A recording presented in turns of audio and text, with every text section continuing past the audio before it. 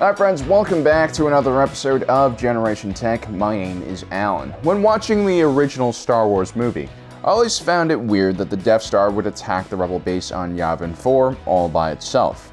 Granted, the Rebel Alliance was not the biggest threat at the time, but you would expect such a large and expensive battle station to have at least a few escort ships along with it. Here on Earth, aircraft carriers always travel in carrier strike groups, which usually include a bunch of guided missile warships along with a bunch of other support ships. Together, these ships create a network of defense that will protect the aircraft carrier from everything from submarines and landmines to other surface ships and airplanes. It makes a lot of sense to layer your defenses and provide extra protection for your extremely expensive investments. So when the Death Star appears out of hyperspace over Yavin, where is its escort? Well, I have a few theories. You see, up until basically its destruction, the Death Star was a highly secretive project.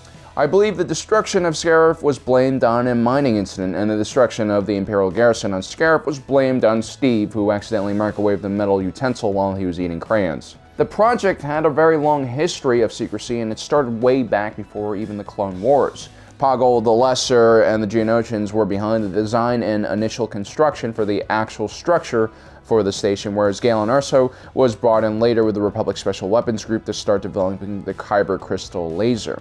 But even Galen Erso didn't really understand what he was making until pretty late into the project. Only a small handful of people actually knew about the battle station's development, and most of the laborers working on it were either slaves, Geonosian hive mind workers, or droids.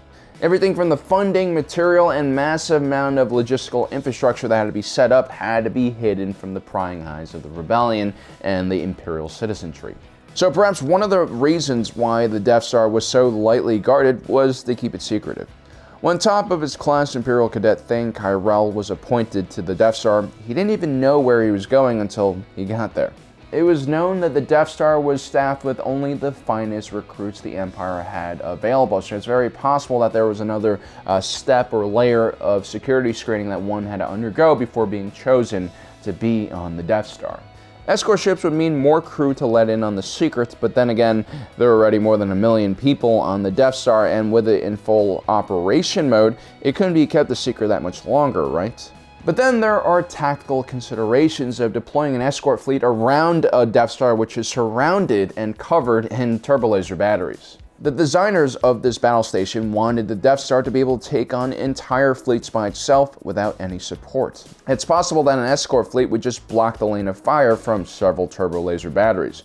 During the Battle of Endor, the Rebel fleet purposely flew very tight to the Imperial fleet in order to protect themselves from the second Death Star. So using Imperial ships as a shield is a viable strategy for attacking the Death Star, which might be why the makers of the Death Star didn't want any escort ships in the first place. The Death Star was also commanded by extremely arrogant Imperial leaders like Grand Moff Tarkin. During the Battle of Yavin, Tarkin didn't even bother to deploy any TIE fighters to intercept the Rebel fighter group. This would have at least slowed down their approach to the trench run.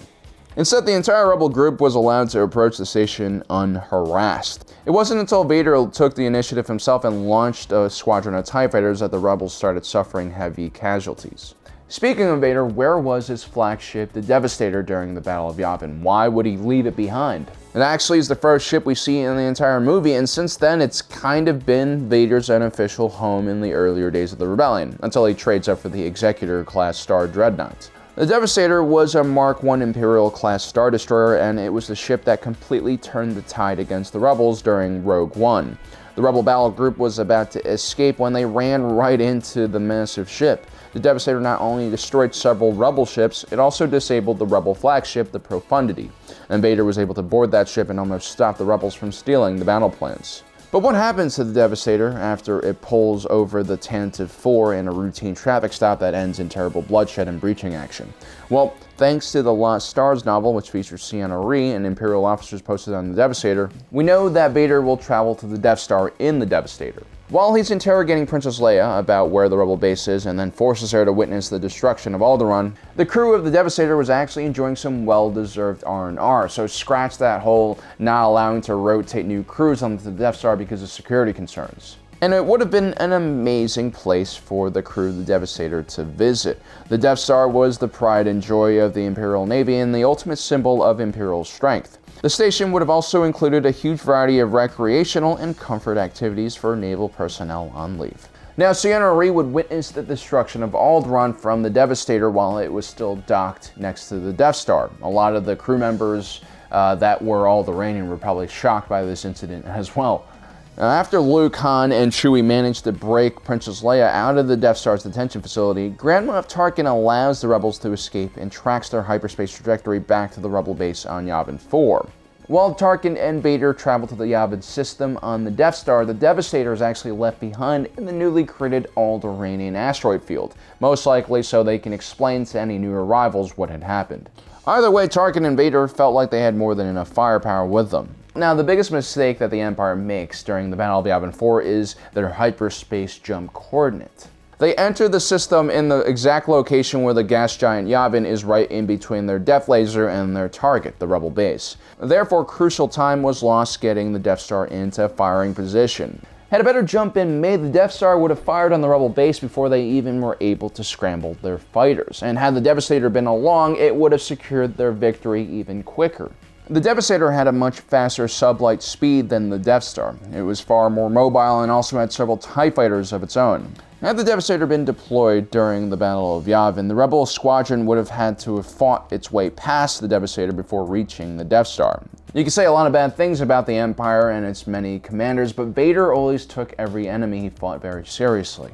Vader had a huge wealth in battlefield experience that dated back to the invasion of Naboo. He would have learned a long time ago to never underestimate an enemy.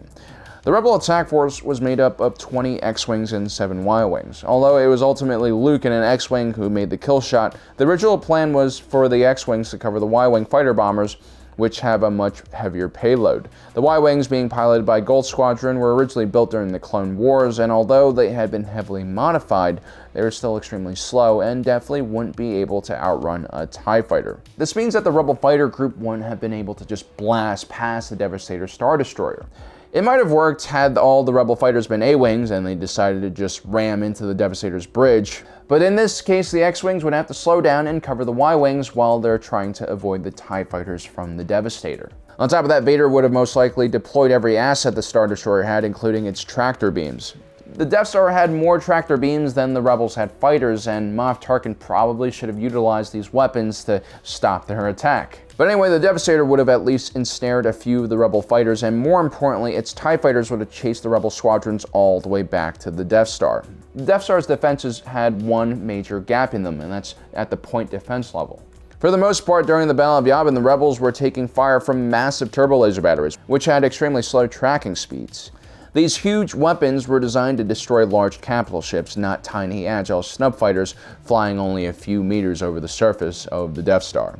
Tarkin's biggest mistake was actually not deploying his TIE fighter squadron immediately. There were thousands of fighters stationed on the Death Star, more than enough to take care of the Rebel fighters. But throughout the entire battle, only Darth Vader's squadron was deployed, and that was a huge oversight. Maybe Tarkin was afraid of friendly fire, or maybe he was just way too confident in his Death Star's turbo laser batteries. And if you look closely at the battle, can you count how many Rebel fighters are actually shot down by those turbo lasers, aside from Porkins? No, I'm all right. A layered defense is the best defense. It would have at least slowed down the Rebel fighters somewhat. This would have given the Empire enough time to clear the gas giant Yavin and line up a laser strike on the Rebel base. Darth Vader ultimately lost this battle because he wasn't in charge. While Moff Tarkin was generally competent, had Vader had access to his own Star Destroyer, he would have had more access to resources than just a handful of fighters, and perhaps Vader would have had enough resources to squeeze out another win for the Empire. So there you have it, guys, another analysis of Yavin 4. Do you think that the Devastator would have made a big impact had it been present at this battle? Let me know in the comment section down below. Also, don't forget to subscribe and hit that notification button so you don't miss out on the rest of our awesome content. And as usual, thanks for joining us today. If you're watching this, you are Generation Tech.